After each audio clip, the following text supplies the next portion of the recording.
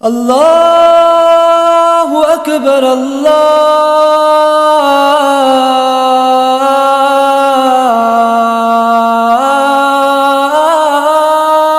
Ekber. Hayya ale's-salah.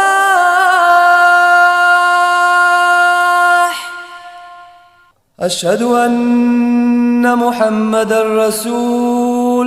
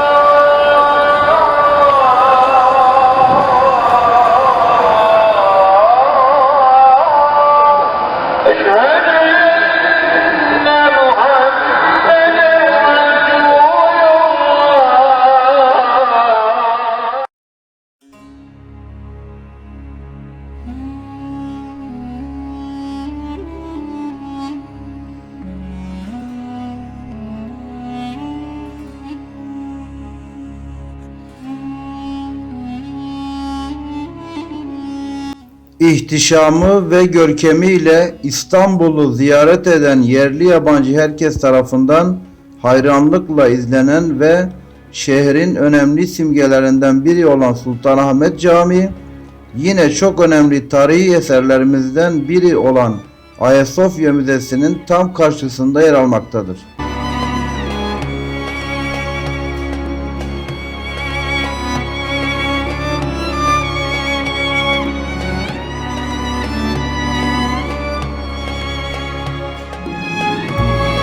Sultanahmet Meydanı da ismini Sultanahmet Camisi'nden almıştır. Bu değerli yapı Osmanlı İmparatorluğu döneminde İstanbul'a armağan edilmiş en önemli eserlerin başında gelmektedir.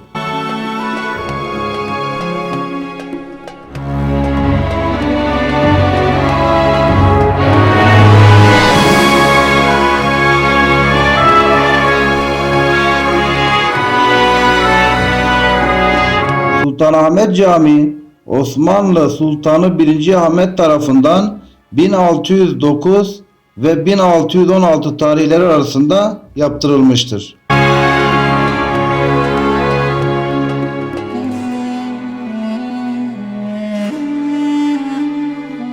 Klasik Türk sanatının en tipik örneği olan eser, orijinal olarak 6 minare ile inşa edilen ilk camidir.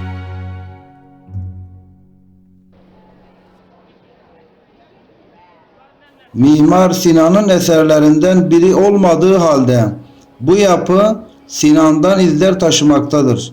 Çünkü Sinan'ın öğrencisi Mimar Sedefkar Mehmet Ağa, söylenenlere göre camiyi inşa ederken üstadının daha önce denediği bir planı daha büyük ölçüde uygulamıştır.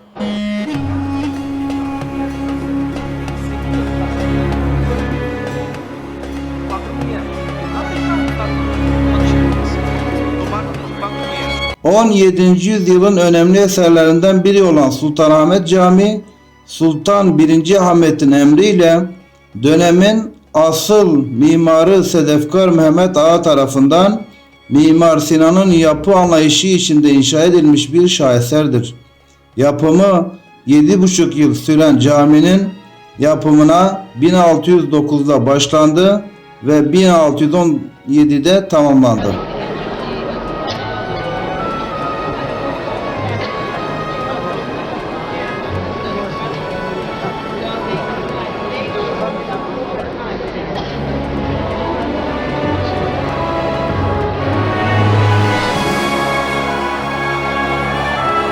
Sultanahmet Camii birçok bölümden oluşmaktadır.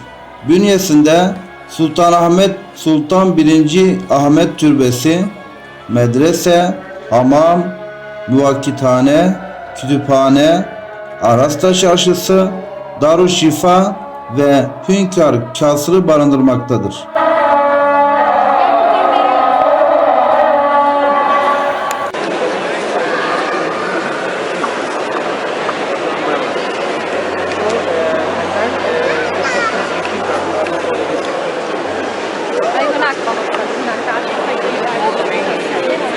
Sultanahmet 1. Ahmet Türbesi İstanbul Suriçi Sultanahmet Meydanı'nda bulunan Sultan 1. Ahmet Külliyesi'nin kuzeydoğu köşesine 1619 yılında inşa edilmiştir. Sultan 1. Ahmet'in 1617'de ölümünden sonra 1. Sultan Mustafa döneminde 1617 yıllarında türbenin yapımına başlanmış. Sultan II. Osman döneminde 1619'da tamamlanmıştır.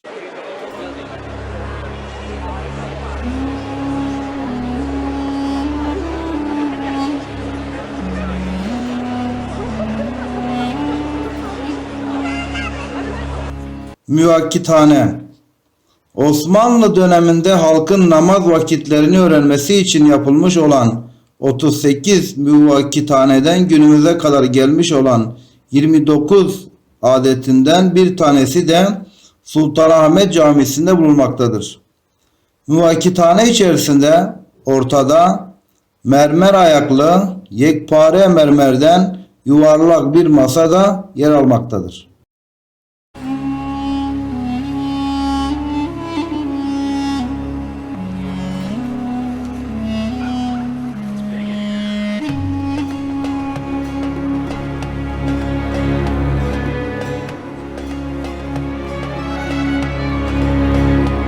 Sıbyan Mektebi Sıbyan Mektebi Sedefkar Mehmet Ağa tarafından 1619 yılında tamamlanmıştır.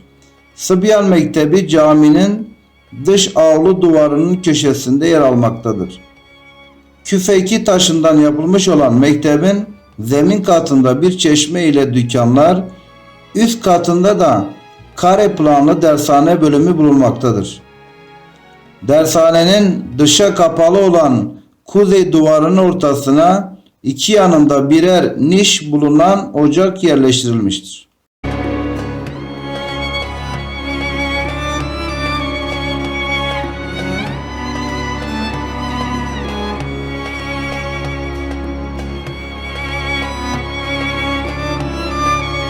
Aras da el sanatları türünden çeşitli eşyaların satıldığı çarşıdır. İstanbul'da Sultanahmet Camisi'nin hemen arkasındaki Torun Caddesi'nde kuzey kanadında yer alır. Çarşıda 70'ten fazla dükkan olup Osmanlı zamanında sipahilerin malzemeleri satılmasından dolayı Sipahiler Çarşısı olarak da anılmıştır.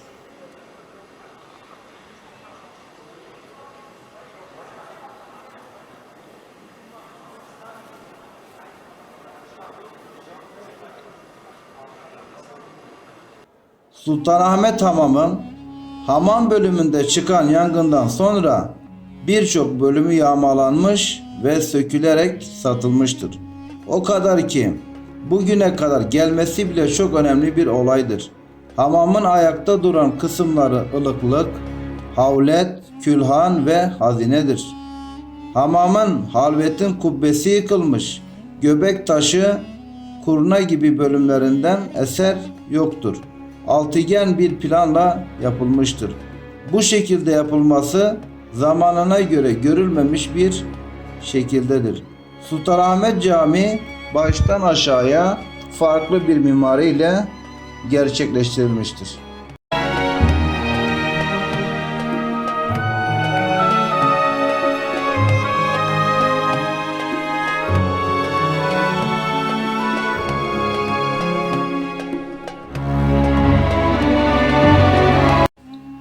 Darüşşifa bugünkü adıyla hastane demek yanlış olmaz. 17. yüzyılda ilk Darüşşifa olan Sultanahmet Camisi'nde yapılmıştır. 26 odadan oluşur. Burada eğitim almak isteyenler özel seçilmiş ve insan tabiatından anlayan kişilerle çalışırlardı. Temizliğe önem veren Darüşşifa bir hamamı da bulunmaktadır. Hastanenin yapımında hekimler ve hastalar için özel planlama yapılmıştır. Buranın daha etkin kullanımı için at meydanından ve sarnıçtan da faydalanılmıştır.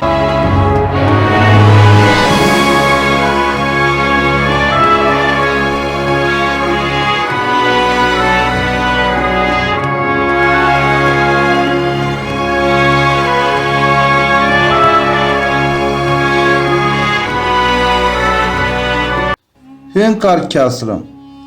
Padişahın namazdan önce ve sonrasında ziyaretçilerin karşılayacağı, sohbet edeceği ve dinleneceği caminin yanına yapılan konutun adıdır. Birçok tadilat geçiren yapı günümüze kadar zarar görmeden gelmiştir. Sultanahmet Camii, Hünkar Kasrı 2 odadan oluşur. Birçok süslemeyle yapılan yapının günümüze gelirken bazılarını da kaybetmiştir.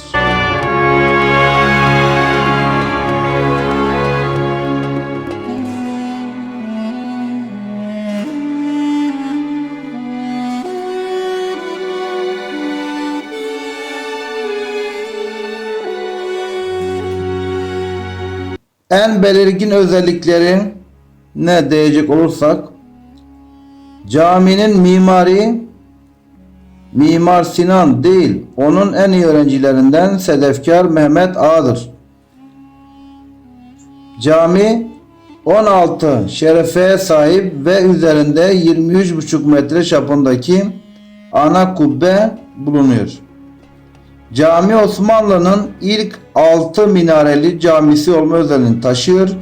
Günümüzde Adana'daki Sabancı Merkez Camisi'nde ve Mersin'deki Hazreti Miktat Camisi'nde de 6 minare bulunuyor. Caminin içinde 20.000'den fazla çini mevcut. Hepsi İznikli ustalar tarafından yapılmıştır. Caminin temelini camiye ismini veren 1. Ahmet atmış, temelini attığı kazma ise şu an Topkapı Sarayı'nda sergileniyor. Duvarlardaki büyük tabletlerdeki ayetler ve 4 halifenin isimleri bulunuyor. Avrupalılar neden Blue Mosque der?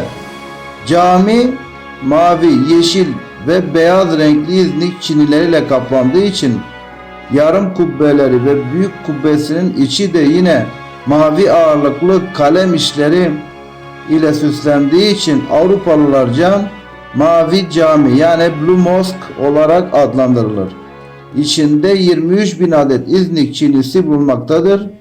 Bunlar 50 ayrı çeşitten oluşmaktadır.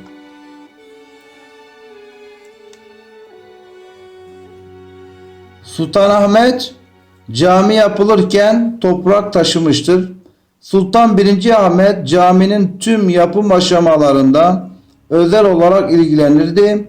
1610'daki törende Evliya Çelebi bu durumu şöyle anlatır.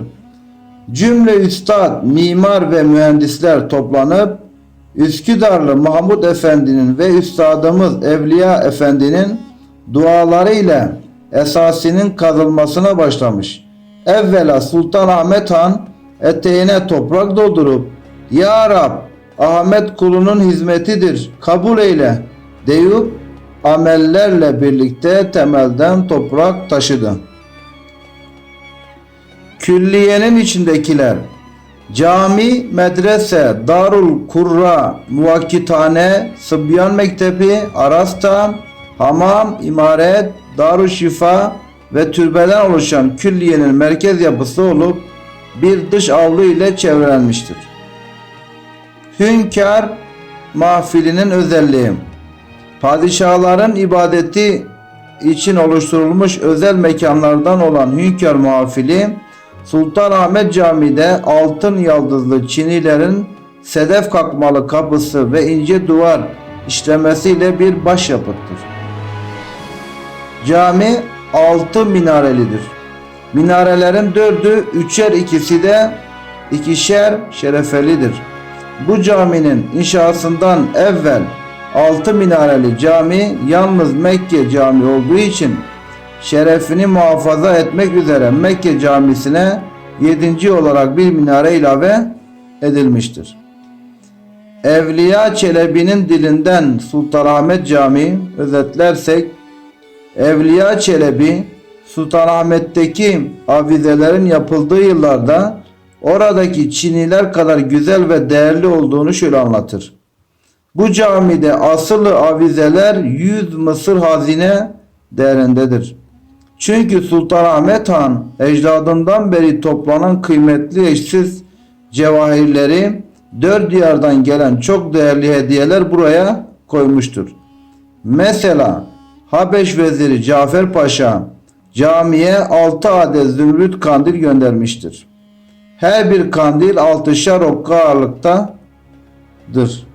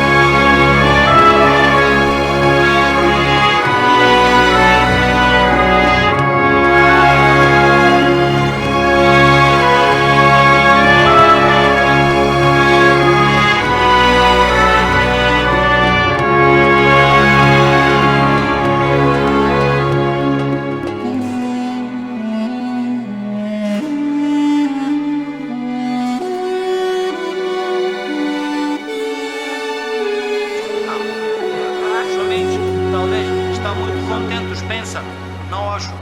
Eu tenho uma. Como disse, e duas meninas, eu tenho três. Eu digo que Deus ajuda aos árabes que têm quantas mulheres? Isso é. Mulheres.